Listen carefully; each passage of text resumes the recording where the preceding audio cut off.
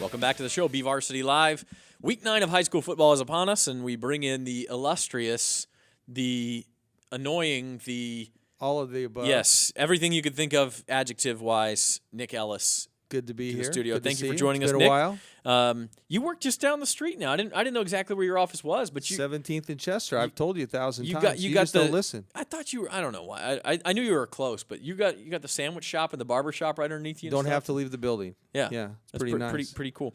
Well, hey, Nick, for those who don't know, who haven't seen him play, he's a former referee. You're a photographer now. Yes. You get to see some high school football up close. Yes. You have for decades now. Yes. What's your impression of some of the teams around town this year that you've seen? Wow, it's a good year. I'm enjoying watching the games. I think that some of the teams that I hoped would do well, I have my own personal preferences, one of them being Ridgeview.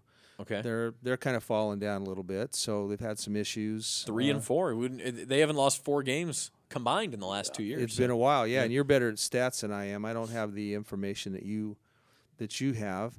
BHS is another one of my favorite teams. They look like they're doing well. Liberty's doing well. So the usual suspects, right? Yeah. But how about a team like East High? I mean, it's been years since they've been this good. 7-1. It's been a long time, and what I like about it the most, to be honest with you, is for Coach Fanucchi. He's just a prince of a man. I love that guy. He's somebody I've always enjoyed being around. He's a very good coach. When I got to shoot for the Cal, the preseason picks up there during the practice, I watched him run the practice and interact with the players and stuff, and it was absolutely fun to be there. So yeah. you knew that the Blades were in for a big season, unlike the well, rest of us. Yeah, I don't the rest think of you us ever were know. Caught in the dark, yeah. Yeah, I don't know that you ever know, but I enjoyed going up there. They were fast, and they had some big players on defense. So, yeah. And I believe Ray Marquez is back. He was hurt for the Tehachapi game, which they lost last week. He's back. They got a big game against Ridgeview this week. Yeah. But, honestly, and by the way, when a referee calls a coach a prince of a man, it's true when a former referee does, because they get to see him in sort of their most emotional, sometimes ugliest moments when they're really upset about something. That is so true. And yeah. I think that, and correct me if I'm wrong, because, again, you see him in those moments more than I do, but the coaches of most of the top teams in this town are pretty good guys for the most part. Yeah. Yeah, Brian Nixon is a great guy. Paul Gola is a great guy. Dennis Manning is one of the more easygoing guys you'll ever meet. I mean, and I don't want to leave anybody out, but these are guys you would like to go hang out with away from the football field for the most part. Yeah, I would say that that's true, and I think the way they treat referees overall is good. I think it's been a learning process for them, like any coach. They all started at a certain point. I've watched Coach Nixon come up through the ranks. I remember him when he played at Shafter, and watched how he's kind of progressed over the years as a person and as a coach. Him and I actually have had our run-ins over the years. That's not hard to do with me as a referee because I'm wound up pretty tight. He'd agree with that. But we get along fine now, and I think he's a great coach. I really like the way that he coaches. And I think he has the respect of his kids and of the other coaches around town and those sort of things. Yeah. No doubt about that. So that's a good segue to get into sort of the refereeing quandary, let's call it, in Kern County. And it's not unique to Kern County, but we certainly have the problem here. It's one I described in the last segment as a vicious cycle. I mean, okay, number one, people complain about the officiating. They say it's not good. We've heard Trevor say it. He's probably upset some of the officials. He's more willing to go out there and say it than I am sometimes, and that's because I understand it's a difficult job. Right. And he does too. But he's willing to go out and say that this officiating in tonight's game was unacceptable, whatever he says, and believe me, other people say worse than what Trevor has said. Oh, I hear it all the time. That the officiating is unacceptable, that it's not good, that it's garbage, whatever. Well, that in turn makes people not want to be officials, or makes guys who are officials and get sort of browbeat quit. They don't want to do it anymore. Exactly. They don't have the passion for it anymore. And then you have fewer officials. There's not enough officials anyway, and we come back around to the problem that it's the quality suffers because you don't have the experience, you don't have the number so that you can sort of pick the cream of the crop for the big games and say, well, our best guys are going to do the biggest games. You don't have best guys. You only have barely enough to fit all of the games. I mean, so everybody, even the very worst referees, have to do a varsity game because that's all you've got. Sometimes that's true, and there's a lot of factors that play into that. So you're absolutely correct. People aren't born great referees, just like they're not born great sports department Well, heads. some of us weren't. I'm just kidding. Well, yeah, some are better than others. Coaches. I mentioned a couple of coaches a minute ago. There's a progress there that people have to go through, or a process that they have to go to become a good referee, and it doesn't happen overnight. And you're not going to see perfection. I still teach umpires and referees for North Bakersfield Rec and Park District for the kids programs. Have a lot of high school kids and college kids that actually it's a part-time job for them, and I love being involved in that. I've done it for about 15 years. And what I tell, I get together with the coaches. It's part of this program. The coaches have to listen to me talk for about 20 minutes every season. And one of the things I said is, look, there's in this room of coaches, there's some of you are going to be really, really good, and some of you are going to be really, really bad, and there's a whole bunch of you that are just average. Well, that's going to happen in anything in life. I don't care if you're a sports reporter, a photographer, referee, whatever it is. And the problem is people expect better than average. And the other thing I always tell people is, look, you have to look at the level of play, okay? If the refereeing corresponds with the level of play, that's as good as you're going to get. I didn't watch that Dodger game last night. I saw a bunch of people put on Facebook the slide. Mm-hmm. One of my friends that I made through photography, Mark Terrell, who's a fabulous national photographer, was in the well shooting the game and had, the hand and the tag and all that. I saw this on video a little bit slow, and I watched it 20 times. I umpired for 20-some years. Yeah. I can't tell.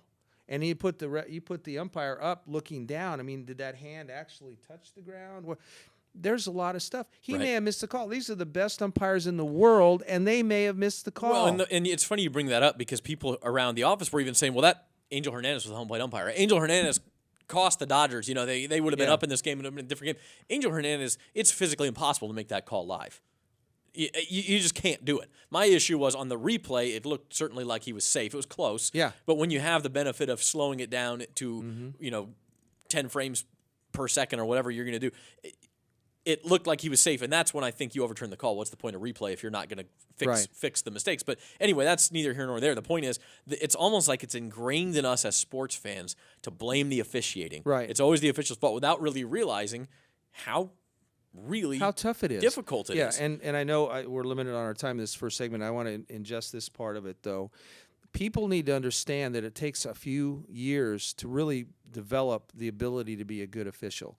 You can't just go buy a book and read up on it and become good at it. You have to actually practice it, and we need for fans and coaches and administrators, everybody needs to understand that, look, this is only high school football. Now, there's some people probably listening to this program going to go, I can't believe you just said that. But you know what? It is only high school football, okay? I watch games every week working for you guys, shooting photos, and I see bad calls by coaches, bad play calls. I see passes dropped. I see all kinds of mistakes because it's high school football. Yeah.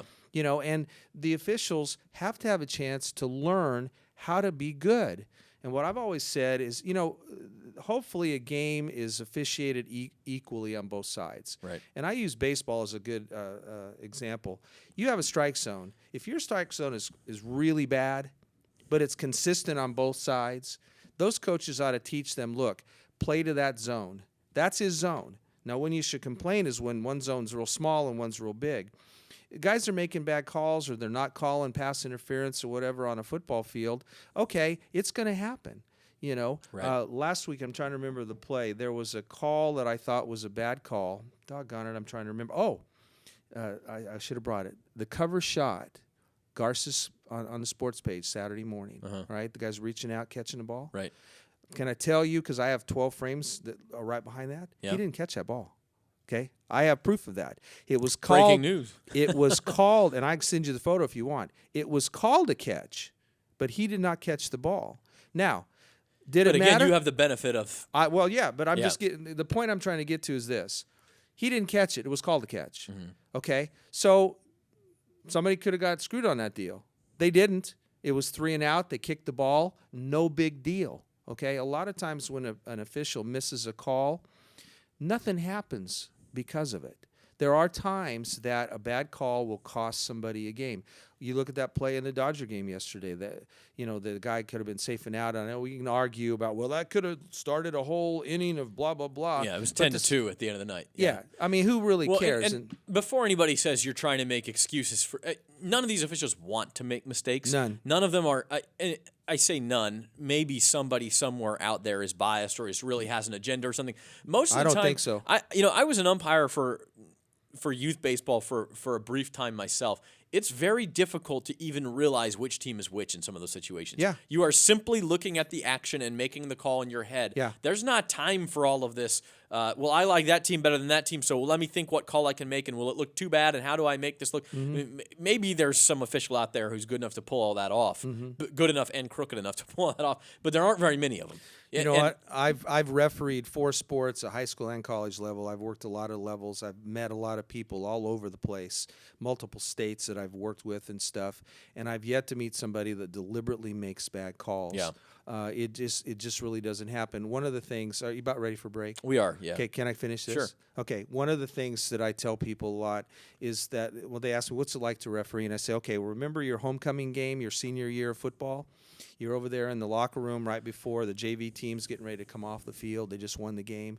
You're getting all pumped up, getting ready to go out, the little hairs in the back of your neck standing up. That's what it feels like when you go out and referee a game, except if we do our job right, we're not getting hit. And if you played a sport, especially football, you are literally focused on your job.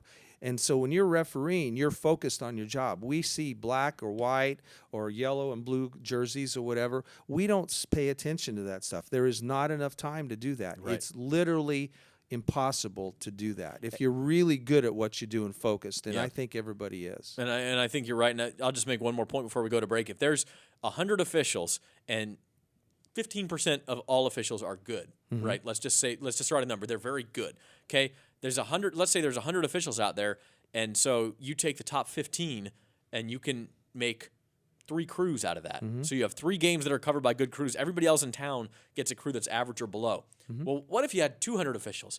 Then all of a sudden you have 30 good ones, and you have 6 crews. So that's the point. So if you don't like the situation, get out there and give it a shot. Tell your brother, your cousin, it can be women. Yeah, sure. Tell them to go out there and give it a shot. That is the one thing that will solve this problem long term. Long term. And one thing I would say for coaches and people, go up to the referee and tell him, hey, good game today.